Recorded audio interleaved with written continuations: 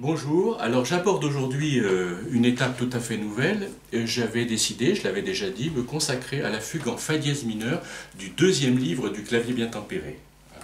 Deuxième livre du clavier bien tempéré, fugue en fa dièse mineur. Je ne vais pas proposer une analyse complète de tout le texte, ce serait trop long, mais il y a des choses qui m'intéressent au plus haut point et qui sont réellement extrêmement intéressantes. Je vais parler de trois choses essentiellement. Bon, il y aura 1000 petits détails évidemment, mais il va y avoir trois sections dans mon exposé. Je dis tout de suite lesquelles. Je vais parler, bien sûr, on sait que j'y suis attaché, j'ai déjà passé du temps, je vais parler du sujet de la fugue. Il faut, comme je l'ai dit, passer du temps à observer, écouter, entendre, mémoriser le sujet de la fugue. Je dis tout de suite, je rappelle tout de suite où j'en ai parlé. J'en ai parlé dans les vidéos hors série consacrées à l'entrée de fugue. Il doit y avoir 2, 3 ou 4 vidéos. Il y a 2 vidéos d'exercice, je crois, il y a 2 vidéos d'analyse. Donc il est intéressant de s'y reporter. Et je vais reprendre un certain nombre de mes propos que je tiens dans ces vidéos-là pour apporter quelques éléments complémentaires. Donc, premièrement, je vais parler du sujet de cette fugue. Deuxièmement, je vais parler, je regarde le texte ici, je vais parler d'une section, un peu en quelque sorte une nouvelle fugue dans la fugue, parce que cette fugue est caractérisée par l'irruption d'éléments nouveaux à certains moments de la fugue. C'est un petit peu, enfin c'est pas un peu, c'est même une originalité. En général, dans la fugue, les deux éléments qui constituent la fugue, les deux éléments thématiques qui sont le sujet d'une part et le contre-sujet d'autre part, apparaissent, comme je l'ai montré dans ces vidéos consacrées aux entrées de fugue, apparaissent dans l'entrée de fugue justement. Or là, non. Dans l'entrée de fugue, ce qui fait l'originalité de cette fugue, c'est qu'il n'y a pas de contre-sujet. Le sujet est exposé, il n'est pas accompagné d'un contre-sujet. Donc il y a tout un développement qui dure sur le texte à peu près une page, peu importe le nombre de mesures exactes. Et puis après, à la mesure, alors la mesure, mes yeux me trahissent un petit peu maintenant, bon peu importe, c'est la deuxième page, là, ici, deuxième page de la fugue, on le voit en haut, apparaît un nouvel élément thématique, et c'est un petit peu comme si cette section-là était une nouvelle fugue. D'une certaine manière, ça l'est d'ailleurs, parce qu'on pourrait très bien commencer à jouer ce texte à partir de là, et entendre en effet quelque chose qui serait pas une fugue extrêmement rigoureuse avec ses entrées chacune l'une après l'autre, c'est le cas, mais enfin il y a tout de suite une deuxième voix qui n'est pas complètement thématique, qui rentre, peu importe, je ne rentre pas dans ces détails, mais voilà, c'est un deuxième élément. Et puis, puisque j'ai quelques petits problèmes de vue là qui m'empêchent de voir exactement le numéro des mesures, on voit, ça c'est intéressant, je le dis souvent d'ailleurs, on voit sur une partition, sans la lire, à quoi ça ressemble. Il se passe un certain nombre de choses. On voit ici par exemple, je le présente comme ça, donc il n'est pas question de la lire, on voit qu'il y a des croches partout. Il y a un défilé de croches. Et puis, si je tourne la page ici, c'est un texte qui a une allure très différente. Ce qui prédomine, c'est la présence des doubles croches. Or, l'arrivée des doubles croches se situe à la fin de la deuxième page. Je vais repréciser les mesures après. Donc ça, ce sera mon troisième élément, et c'est le plus important de tous.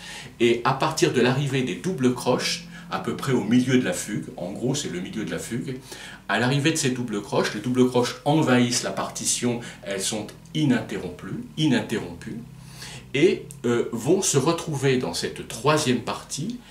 Le sujet qui était exposé dans la première partie, il est toujours là, il est omniprésent, va s'y ajouter l'élément de la deuxième partie, et va se rajouter un troisième élément qui sera finalement le vrai contre-sujet, c'est-à-dire cette guirlande, cette ribambelle de double croche. Voilà, donc j'espère avoir été clair. 3 parties. Première partie, j'expose le sujet. Deuxième partie, un nouvel élément qui sera l'occasion d'une petite fugue miniature. Troisième élément, l'arrivée des doubles croches, c'est-à-dire du contre-sujet. Et dans cette troisième partie, la réunion des 3 éléments. Voilà, je crois avoir été clair. Voilà, alors maintenant je vais signaler ces fameux sujets de fugue. Alors, je fais allusion aux sujets de fugue qui ont une structure bien particulière. Tous ne sont pas comme ça. bien évidemment, mais un grand nombre font partie de cette catégorie.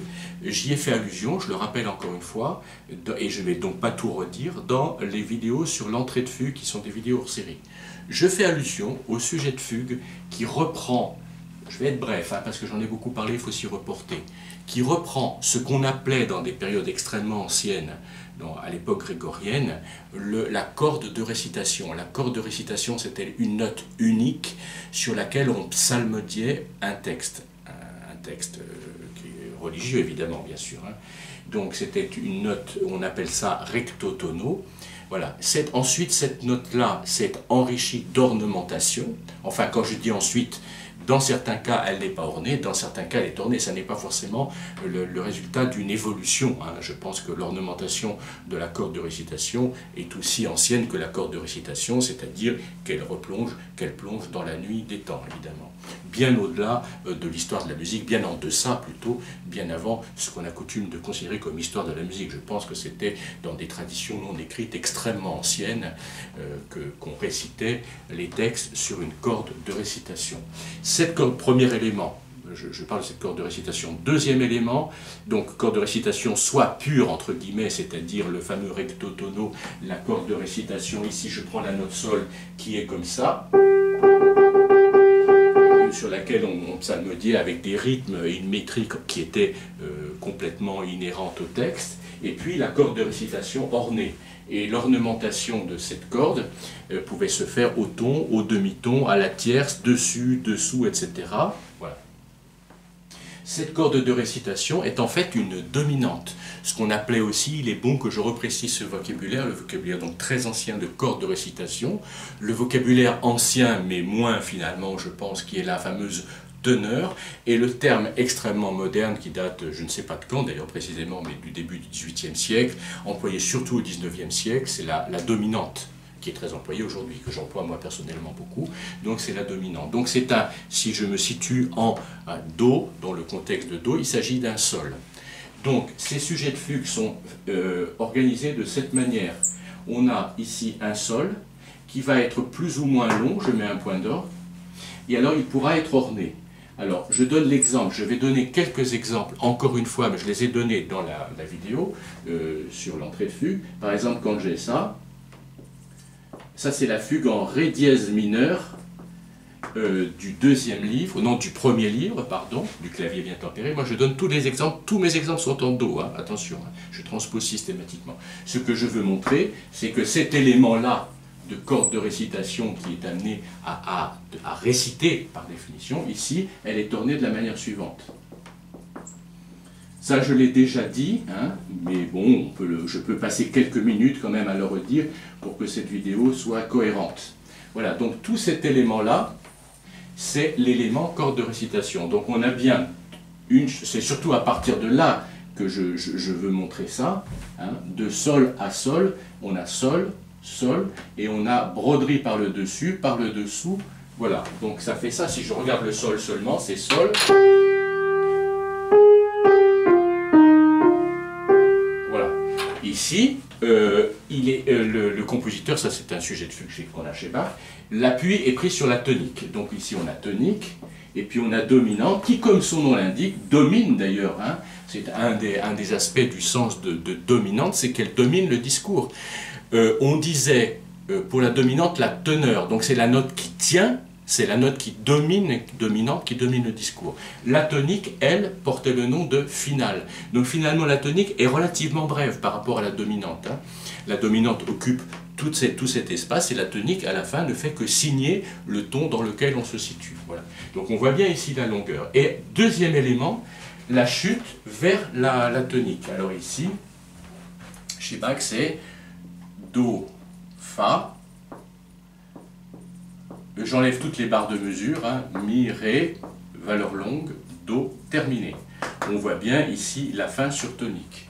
Et on a ici, je l'avais montré, la descente du pentacorde, Sol, Fa, Mi qui est très bref, Ré, Do.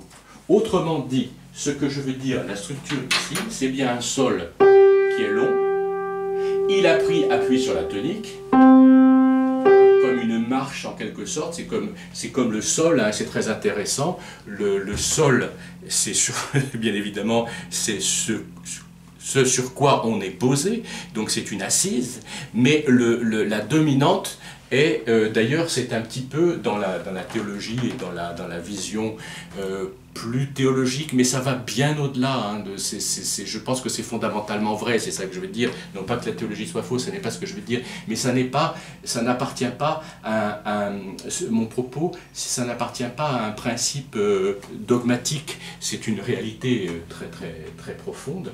Ça a été souvent considéré comme l'esprit d'une certaine manière, c'est-à-dire le verbe, c'est-à-dire la parole, c'est-à-dire le texte. Donc ça c'est l'appui de la terre, et ça c'est plutôt l'aspect spirituel, hein. C'est très important de le comprendre, de le sentir, d'en avoir l'intuition, parce que ce sont des notions qui sont des fois difficiles à définir en termes extrêmement concrets. Je rappelle que, bon, ça c'est presque anecdotique, mais chez Schumann, il y a un texte, je ne sais plus lequel c'est, qui est en mi mineur, et on sait qu'en allemand, mi c'est E, et la dominante si, c'est H en allemand, et il a donc attribué le sens du E à Erde en allemand, qui est la terre, c'est-à-dire le sol, et H, der Himmel, le ciel, donc l'esprit, c'est-à-dire le verbe, la parole, le texte, hein. C'est intéressant. Bon, c'est un peu anecdotique, mais ça illustre un peu le propos. Donc, je remontre cette structure, un point d'appui pris sur la tonique, une montée vers la dominante, je joue sans mesure ici, elle est ornée, et puis, une fois que le verbe s'est exprimé, en quelque sorte, on amorce la chute vers le point 1, le 1, c'est-à-dire le degré 1. Fa, puis Mi, Ré, Do, voilà. Le 1, qui est l'unité profonde, la tonique. Cet aspect, j'en reparle, j'en avais déjà parlé, j'en reparle ici, parce que je pense que c'est très très très important. Alors maintenant, mon propos est de montrer une autre petite chose, c'est de montrer ça. Donc deux aspects, deux sections, hein, si j'ose dire, le retour sur Terre ici, peut-on dire. Maintenant, il y a une petite chose qui m'intéresse, c'est la montée vers la dominante, de Do à Sol. Ici, elle est réduite à son expression la plus simple possible, c'est Do, puis Sol. On ne peut pas faire plus simple. Mais ce que je voulais montrer, je vais donner deux exemples dans les fugues, dans les sujets de fugue. Je vais prendre par exemple le sujet de fugue en Ré mineur du deuxième livre. Alors, n'exagérons rien, je ne vais plus transposer, je pense qu'on est capable, au stade de ces études, de penser d'une tonalité à l'autre sans être obligé de revenir systématiquement au modèle de Do. Eh bien, au lieu d'avoir simplement une montée de Ré vers La, comme ici de Do vers Sol, dans la fugue en Ré mineur, il passe en quelque sorte par l'arpège. Voilà. C'est-à-dire qu'il y a une montée vers le La, qui a cette forme. Attention, ça n'est pas ça, mais c'est une manière pour moi de le montrer. Au lieu d'avoir la simple montée de la tonique à la dominante, on a la montée par degrés qui sont le degré intermédiaire, voilà, c'est-à-dire le degré intermédiaire, c'est-à-dire la médiante, bien, qui porte bien son nom. Donc voilà la tonique, voilà la dominante, et voilà ici la médiante, hein. Elle porte bien son nom, elle a un caractère médian entre les deux points essentiels, les deux pôles essentiels tonique dominante. Mais ça n'est pas le texte est le suivant. Je l'écris, je prends le temps de l'écrire, en valeur brève, même très brève, Ré, Mi, Fa, Sol, Fa, Mi, Fa, Sol, La, Si, La, Sol, La. Alors on voit bien que c'est un arpège, que c'est ça la structure, hein. C'est intéressant de voir la progression dans la complexité. Là, c'est la montée la plus simple qu'on puisse imaginer, sans l'intermédiaire de la médiante. Hein, c'est bien ça dont il s'agit. Ici, il y a l'intermédiaire de la médiante, mais cet arpège est orné. On a bien le Ré ici, et le La à l'arrivée. Et au milieu, on a bien le Fa. Simplement, il y a un dessin de triolets de valeur brève. Tout ça sont bien des triolets, évidemment. Et donc, on a, non pas simplement Ré, Fa, La, mais Ré, Mi, Fa, Sol, Fa, Sol, La, Si, La, Si, La. Voilà. Et du coup, cela a quelque chose d'éclatant. Je fais tomber, j'en fais mes stylos en tombe, un côté éclatant qui est bien le caractère de cette dominante, de cette teneur, de cette corde de récitation. Il y a malgré soi un crescendo. Hein. Bon, voilà. Autre chose, chez Bach, il y avait quelque chose de très important, évidemment pour 1000 raisons d'ordre symbolique, théologique, culturel, historique, enfin 1000 aspects. C'est-à-dire que ces triolets évoquent l'eau, hein, c'est-à-dire les flots. Hein, qui sont aussi dans toute sa galaxie l'eau du baptême. Voilà. Mais c'est aussi l'eau du ruisseau, l'eau de la rivière, tout ça c'est associé évidemment, et c'est aussi évidemment d'une manière un peu amusante finalement, une petite référence et une allusion à son nom. Bach en allemand signifie ruisseau, comme chacun sait. Même si on ne le sait pas, je le dis, hein, on n'est pas obligé d'être germaniste. Hein. Bon, voilà. Bar, c'est ruisseau, et cet élément ruisselant et ascendant est très important dans toute cette manière de voir les choses. Voilà. Donc, je vais signaler un autre exemple qui est très différent, qui est même l'exact opposé de ça. C'est très intéressant. Donc, j'ai coutume de me répéter, j'espère qu'on ne m'en veut pas, parce que je suis peut-être trop répétitif, mais j'ai tellement à cœur de me faire comprendre, voilà. La montée la plus simple possible. Il y a aussi, encore plus simple que ça, il y a des versions où il n'y a pas le Do. C'est le cas du sujet de fugue en Do mineur du deuxième livre, quand on a... Là, on est directement vers la dominante. Hein. Bon, il y a ce cas-là, où il y a en quelque sorte, on prend appui sur la première marche de la gamme sur la tonique. Il y a ce cas en passant par la médiante, et ici avec des formes extrêmement vivantes, enfin fluides, pour continuer l'allusion à l'eau. Et puis je vais montrer maintenant ici, alors j'hésite un petit peu sur l'endroit, enfin moi je vais le trouver très très vite, voilà. Sur la fugue, attention, en Fa dièse mineur du premier livre. Alors je vais l'écrire, peut-être que Fa dièse mineur, allez, Fa dièse mineur est peut-être légèrement moins connu dans ce qui n'est pas bien, mais bon, je vais le présenter en Do, allez. Je ne sais pas si c'est bien ce que je fais, je ne sais pas, peu importe. Eh bien, je veux montrer la montée de la tonique à la dominante, et je vais montrer que ça, c'est quelque chose d'extrêmement vivant, et que là, c'est le contraire. C'est une montée qui est pénible. C'est très intéressant à voir. Une montée, oui, il n'y a pas d'autre mot, pénible. Je cherchais un terme, oui, pénible. Je pense que c'est ça. C'est-à-dire qu'on monte, mais on a du mal à monter. Alors, voilà, alors j'ai écrit ici le sujet de fugue en Fa dièse mineur. Attention, je l'ai réécrit en Do mineur. Bon, je ne sais pas si c'est bien, j'ai fait ça en Do mineur parce que je soupçonne quelques-uns des étudiants d'être moins à l'aise en Fa dièse mineur, ce qui n'est pas bien. Il faut à partir de maintenant qu'il n'y ait aucun problème dans les tonalités. Bon. Ce que je veux montrer ici, c'est, je le redis, ici la montée est de Do à Sol directement, là on passe par la médiante, peu importe ça c'est rien, on passe par la médiante, Ré, Fa, La en Ré mineur, ici j'écris en Do mineur, eh bien la montée c'est tout ça la montée. C'est très intéressant, on voit à quel point il y a un contraste très très important entre cette montée extrêmement simple et cette montée extrêmement longue au contraire. Elle est même c'est même la partie la plus longue du sujet. Ici, le sujet consiste essentiellement en une montée vers le sol dominante, corde de récitation, teneur. Ce que je veux montrer, c'est le caractère extrêmement pénible de cette montée. Hein, c'est très intéressant. Donc il y a aussi le caractère de la fugue, le caractère du motif lui-même est un motif pénible. Il est pénible pour deux raisons dont je vais parler. À l'opposé de ça, qui est au contraire extrêmement vivace, extrêmement vivant, vivace, fluide. Voilà. Ici, cette pénibilité vient du fait que on monte de Do, on est bien parti de Do comme ici. On s'élève vers le troisième degré. Mais ce troisième degré est bien peu dynamique, il est long, il est très long, il déborde sur la mesure d'après.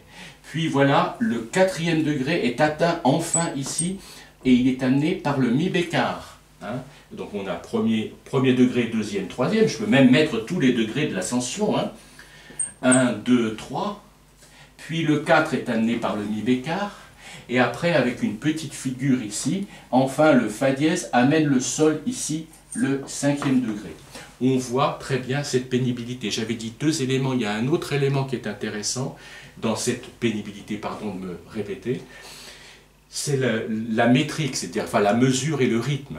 C'est-à-dire que le rythme devient même imperceptible, on n'entend plus vraiment très bien les assises. Attention, c'est une mesure à 6-4. Donc là, il y a bien ça, hein, demi-soupir, ça fait bien. Les temps tombent ici. Do, ré, mi, 2, 3, 1, pa, pa, ti, le temps tombe là. On ne les sent plus, les temps tomber. Hein. Voilà, je voulais signaler cet aspect. Alors qu'on compare bien, je suis en do mineur, attention, qu'on compare bien ça à ça.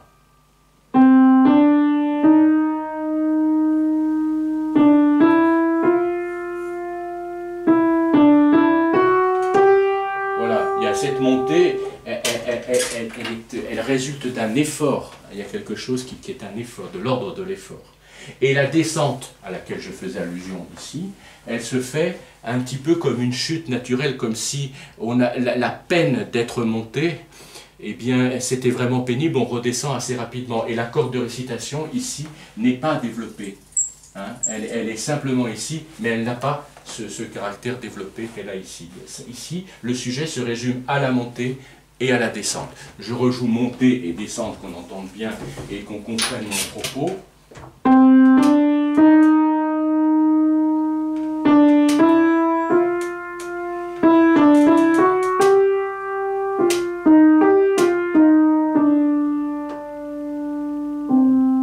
Voilà. Bon, c'est un très beau sujet de fugue, évidemment. Donc c'est bien fa dièse mineur, moi j'écris en do mineur, attention, fa dièse mineur, premier livre. Alors, tout ce petit exposé ici, j'ai montré donc 3 sujets, en montrant les différents aspects. Maintenant, je vais aborder le sujet qui nous intéresse aujourd'hui, et il est très intéressant parce que il va donner l'occasion d'un très beau contre-sujet qui arrive en deuxième partie de fugue.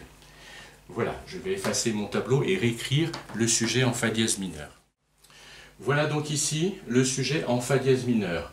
Alors, ce que je veux montrer, je remonte par rapport à ce que j'ai expliqué, la montée vers la dominante d'une part, et d'autre part la descente conjointe vers la tonique. Ce qui fait cette espèce de forme de toit comme ça, la montée d'une part et la descente d'autre part. Alors voilà ici la tonique. Attention, on est bien en fa dièse mineur. Tonique, fa dièse, dominante, do dièse, calme juste. Hein.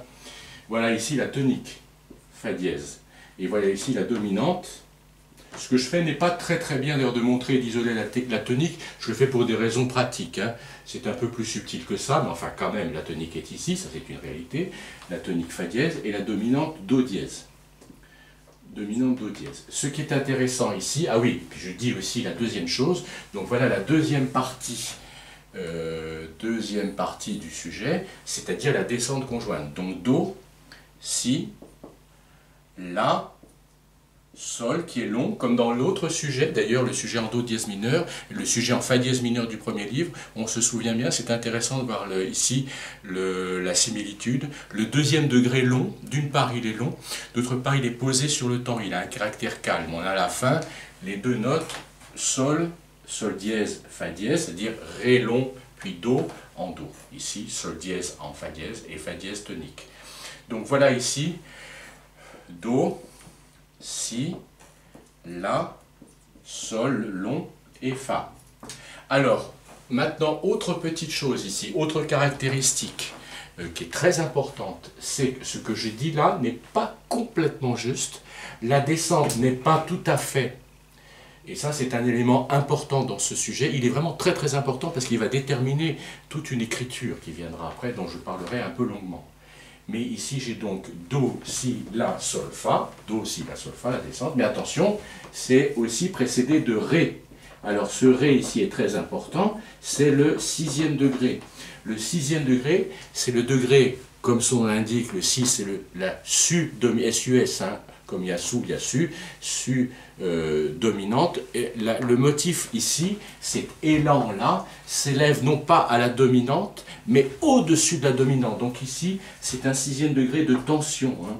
cette montée, cette sixte-là, hein, c'est une sixte de tension, une montée de la tonique, non pas à la dominante, mais au-dessus de la dominante, c'est-à-dire qu'on passe par-dessus pour amorcer la descente.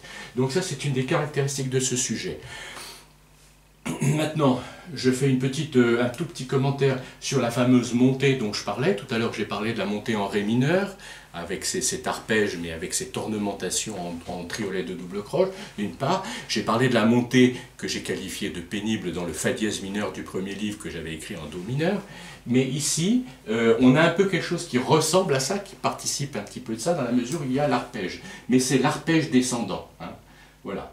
Do, la, fa, et monter vers le sixième degré. Alors voilà ici la section ascendante, et voilà ici toute la section descendante.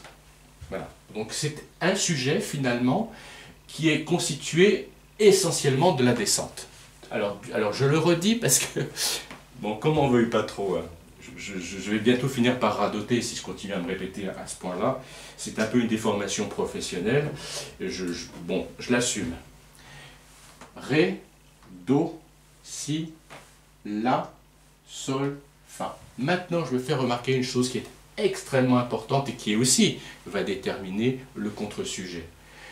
C'est que tous les éléments 6, 5, 4, 3, 2, c'est différent, justement, j'y ai fait allusion 2 et 1, mais les degrés 6, 5, 4, 3 sont tous sur les temps faibles. Ça, c'est très important.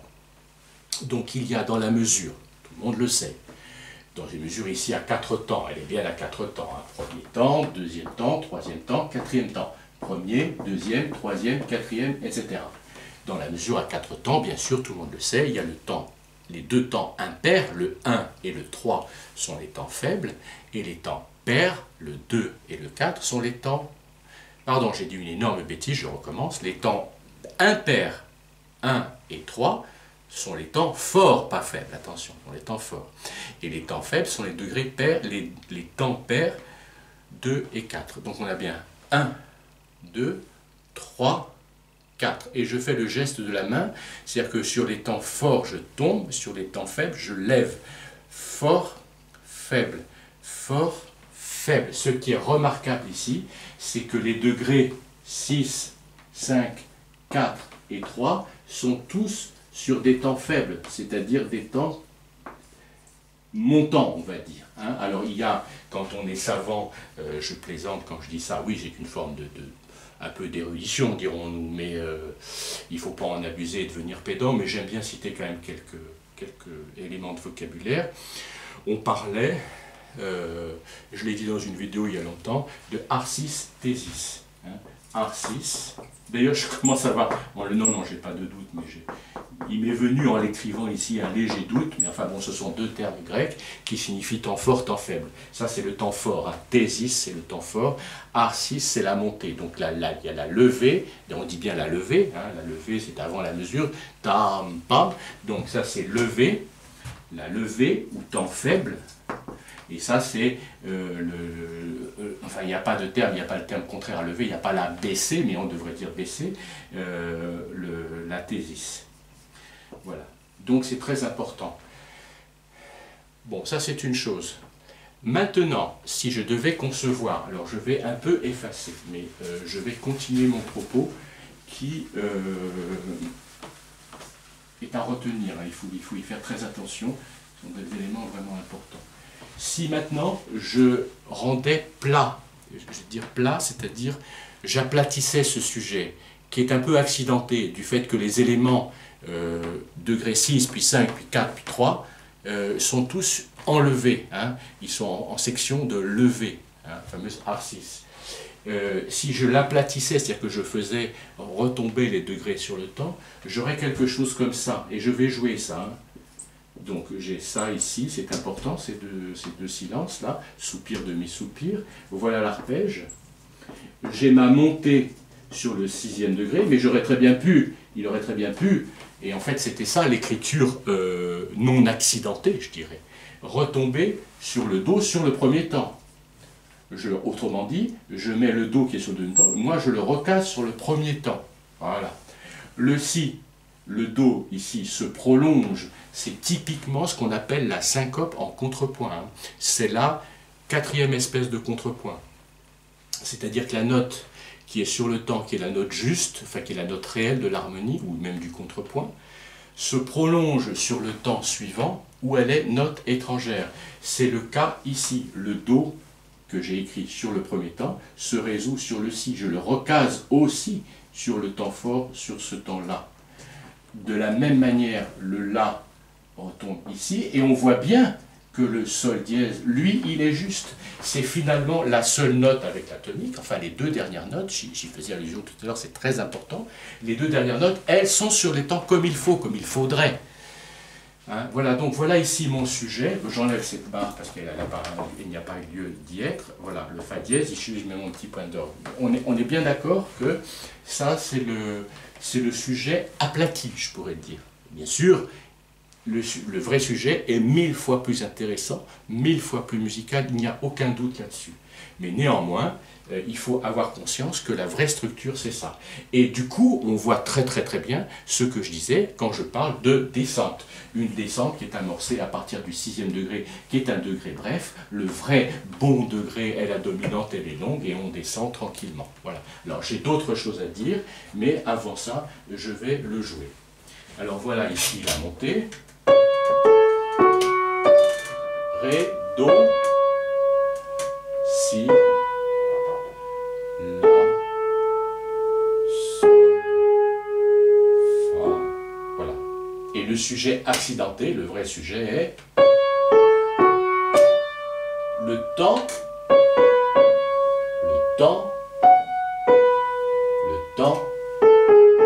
et le temps.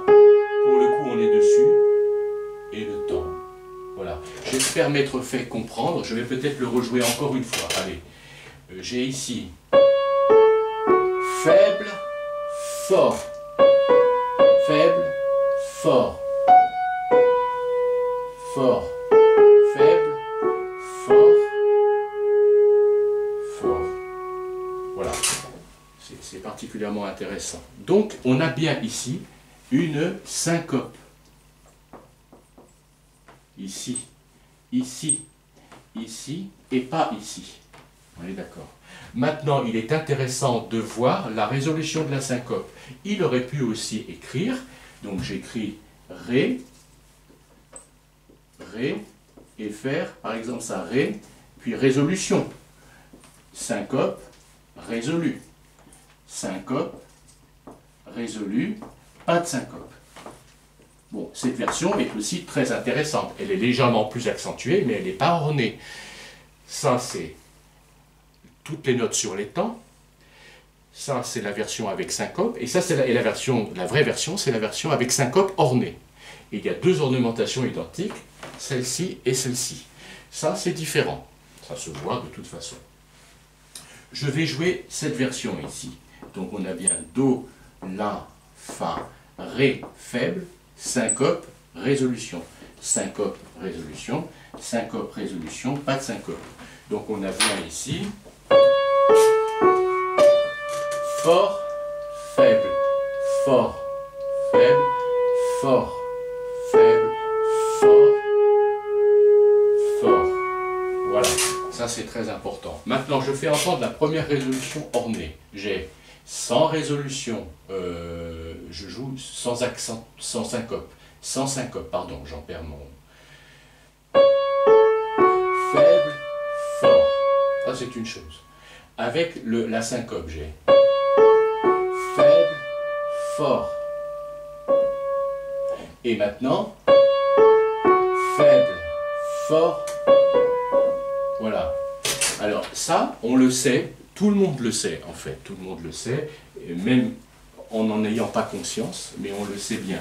On sait par exemple, je vais le montrer ici, je prends de la place. Par exemple, si j'écris ça, c'est un cliché même de la musique ancienne par exemple. Pas si ancienne que ça parce que je vais mettre une septième, voilà. Mais je suis en Do. Je suis en Do, un accord de dominante.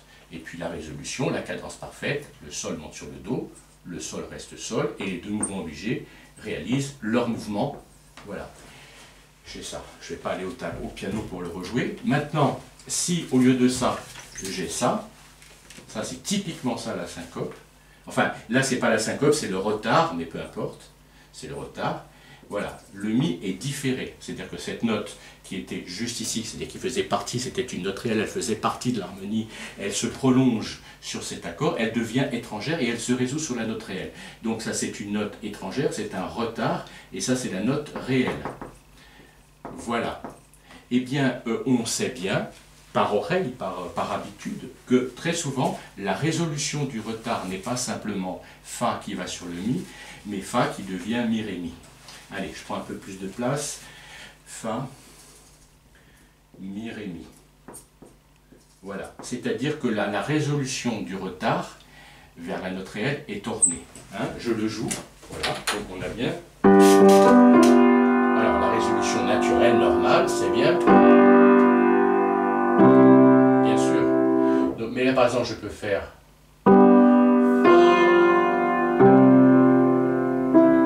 Ça, c'est 4, 4, par rapport à Do, 4, 3. Je le refais. Syncope, là, je fais une vraie syncope parce que je joue le Fa sur partie faible de temps. Et sa résolution.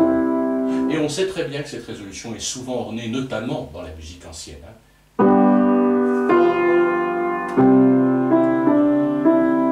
Voilà, on est bien d'accord. Donc ici, c'est bien ça dont il s'agit. Faible, fort, résolu. Mais faible, voilà, résolution avec la petite ornementation. Ça, c'est deux fois. Ici et ici. On est bien d'accord. Et ici, on a autre chose. Alors, je vais aussi le montrer. C'est peut-être un... Non, c'est pas moins intéressant. Allez, je le montre. Je vais donner deux exemples. Je donne deux exemples. Sujet de fugue en Ré dièse mineur, deuxième livre. Ce qu'on a fait tout à l'heure. Je le fais en Do mineur, attention. La, Sol, Fa, Mi, Fa, Sol, Do, Fa. Ce que je veux montrer, c'est que je passe du degré 5 au degré 4. Eh bien, c'est comme si j'avais un Sol blanche et un Fa blanche. Mais au lieu d'avoir un Sol blanche, j'ai deux noirs. Et ces deux noirs sont le saut Sol, Do. C'est-à-dire que, comment le dire? C'est tellement simple que je n'arrive pas à le dire. C'est-à-dire qu'au lieu de faire simplement Sol, puis Fa, j'attrape le Do. Le Do fait partie de toute façon de l'harmonie qui sera à cet endroit, qui se fera entendre à cet endroit. Voilà, par exemple, ici, et ici c'est la même chose. Voilà, c'est ça que je veux dire. Passer de la dominante au quatrième degré, de la dominante au quatrième degré, c'est attraper la tonique au passage. Là, c'est le cas, mais c'est comme si ici, au lieu de la tonique du dessous, c'était la tonique du dessus. C'est le cas ici. Voilà, je voulais montrer que c'est une écriture différente. Et heureusement, évidemment, c'est en ça que c'est très beau. Mais il faut le savoir, ça, attention, il faut le savoir. Passer du cinquième degré à la sous-dominante, attraper la tonique au passage est très bienvenu. Donc c'est bien le cas ici, c'est bien le cas ici. Il y a d'autres exemples qui sont assez nombreux. Je ne vais pas les montrer, bien sûr, parce que sinon nous n'en finirions pas. Ce que je voulais dire, c'est que cette écriture-là amène une variété, évidemment, dans les deux résolutions, entre les deux résolutions identiques, une résolution, enfin une ornementation, c'est plus une ornementation d'ailleurs, parce que c'était notre réel, différente. Et on aurait pu imaginer ce sujet-là, qui était beaucoup moins intéressant. Faible. Si, la, si, la, sol, la, sol. Voilà, on aurait pu imaginer trois fois la même ornementation de la résolution. Or, le fait que ça soit différent amène une variété, évidemment, qui est appréciable en plein milieu, en plus de ça. Et ça donne donc un sujet parfait. Voilà. À la fois qui a toutes les caractéristiques intéressantes, qui a cette tension dans cette montée vers le sixième degré, qui a cette avec les syncopes, hein, les notes attaquées sur temps faible et prolongées sur temps fort, leurs deux résolutions de part et d'autre d'une résolution différente. Voilà, ce sujet a beaucoup de mérite. Il mérite donc d'être connu. Je propose à tout un chacun donc de le jouer, de le mémoriser et surtout de le jouer dans plusieurs tonalités. C'est pas la peine de, comme je le dis souvent, de faire 12 tons différents, ça n'a aucun intérêt, mais 3-4. Bon, voilà. Ça c'est une chose. Je vais effacer maintenant ici, et je vais reprendre un autre propos. Alors attention, je change de propos, de sujet, c'est le cas de le dire. Mais je ne vais pas épiloguer trop longtemps, hein. Je vais simplement, parce que c'est pas très intéressant là maintenant pour mon propos général. C'est qu'il faut se souvenir, donc se reporter à la vidéo sur l'entrée de fugue, sur les 2 vidéos sur l'entrée de fugue, de voir que ici j'ai une fugue, la fugue en fa dièse mineur, qui est à 3 voix. J'ai donc, quelle est la première voix qui commence? C'est la voix intermédiaire. Alors je dis bien intermédiaire, je ne dis pas basse, ténor, alto, soprano, parce que les voix ne sont pas toujours extrêmement identifiables. Les voix centrales peuvent être ou alto ou ténor, il y a une petite ambiguïté. Ici je peux l'appeler ténor, alors je vais l'appeler ténor quand même, parce que ça me semble intéressant de lui donner ce nom, parce que c'est du médium et du médium grave, c'est en clé de fa au départ. Bon allez, on va l'appeler ténor. Ténor, et c'est cette voix qui commence. Donc on a bien ici ça, do, la, fa, etc. Je ne vais pas réécrire tout. Voilà. Ensuite, la voix qui va rentrer après est la voix supérieure. Soprano, oui, on va l'appeler soprano, mais ça ne monte pas beaucoup, ça pourrait être un alto qui la chante, hein. Ce que je voulais dire, c'est que c'est le sujet, donc, et ce qui viendra après, c'est la réponse. Alors, il ne faut jamais oublier, j'ai beaucoup insisté là-dessus dans la vidéo consacrée à l'entrée de fugue, il ne faut jamais oublier, bien sûr, que la réponse, contrairement à ce que pourrait induire son nom, un nom différent, réponse, ça n'est pas autre chose que le sujet lui-même. La réponse n'est rien d'autre que le sujet, j'insiste bien, c'est le même élément. Mais il y a une différence, d'abord, elle est à la dominante. Alors c'est le cas de toutes les fugues du clavier bien tempéré, les réponses sont à la dominante, ce sont donc les sujets chantés à la dominante. Contrairement à certaines fugues qui sont à la sous-dominante, elles sont minoritaires dans d'autres œuvres que le clavier bien tempéré, mais par exemple la très célèbre fugue en ré mineur pour orgue, toccata et fugue en ré mineur, la réponse est à la sous-dominante. Les fugues qui ont une réponse à la sous-dominante, on les appelle des fugues plagales, parce que le rapport de la tonique avec la sous-dominante est un rapport plagal. Je ne développe pas ça ici. Là, on a affaire à la réponse qui est ultra majoritaire dans les fugues, la réponse à la dominante. Donc, le sujet est en fa dièse mineur. Bien sûr, la réponse est à la dominante, c'est-à-dire en do dièse mineur. Plus la fameuse et très importante mutation. Et la mutation, alors je vais l'écrire ici, et je ne vais pas rentrer dans trop de commentaires. Alors, je vais écrire ici le début de la réponse. On est en fa dièse mineur, mais en fait, on est en do dièse mineur ici, donc va apparaître le ré dièse. L'arpège, normalement, serait l'arpège de do dièse mineur, donc le sujet serait celui-ci, enfin la réponse, donc, sol, mi, do. Et bien justement, intervient ici la mutation, c'est-à-dire que la première note n'est pas le sol, mais le fa dièse. Alors, je ne vais pas aujourd'hui proposer de travail sur cet aspect. Je n'avais pas prévu de faire ce travail-là. Je pourrais maintenant faire étudier toute cette entrée, toute cette exposition. Ça n'est pas ce que je veux faire parce qu'il y a des choses qui m'intéressent beaucoup plus qui viennent après. Évidemment, ce travail doit être fait, hein. Bon, mais je pense que ça sera l'occasion, j'aurai peut-être l'occasion, mais comme j'ai beaucoup de projets, de voir notamment d'autres fugues, si je fais une analyse exhaustive et une présentation exhaustive de tout le clavier bien tempéré, il me faudra quelques centaines d'heures de vidéos, et bon, je ne pense pas que ce soit très raisonnable. Voilà. Alors, je redis une chose, et je vais arrêter là cette première section qui était consacrée au sujet de cette fugue en fa dièse mineur du deuxième livre du clavier bien tempéré.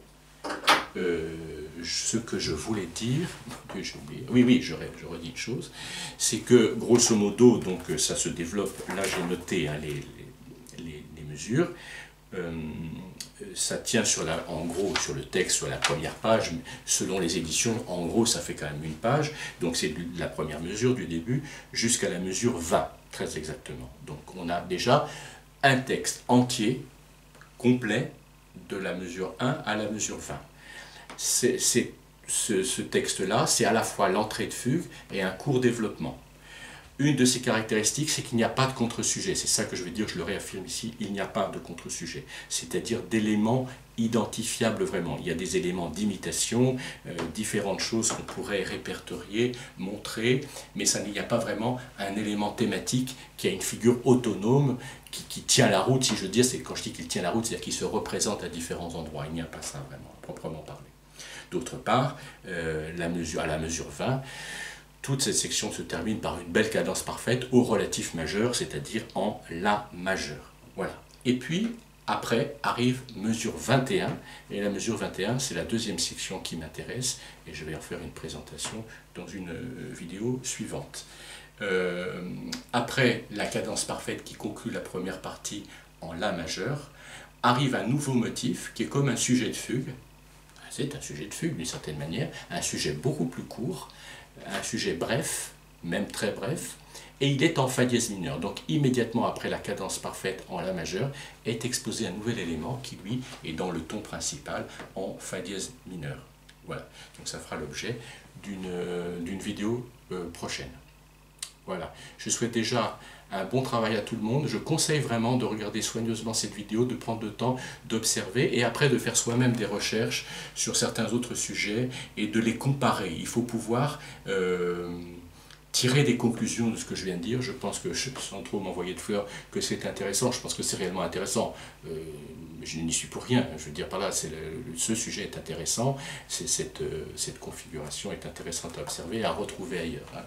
Attention, il ne faut pas faire de ce que je n'ai pas dit. Ce n'est pas le cas de tous les sujets. Loin de là. Certains sujets ne participent pas du tout de cette organisation. Hein. Il ne faut pas faire de ce que je n'ai pas dit. Mais je pense qu'il est intéressant d'étudier cela. On va les retrouver aussi chez d'autres compositeurs, chez Handel par exemple, même chez Mozart, voilà, et puis ailleurs encore, et dans la musique plus ancienne, avant cette Bach évidemment, et retrouver aussi, j'invite à écouter un peu de chant grégorien, de retrouver un peu les références d'origine de cette structure. Voilà pour cette première vidéo consacrée à la fugue en fa dièse mineur du deuxième livre. À très bientôt donc.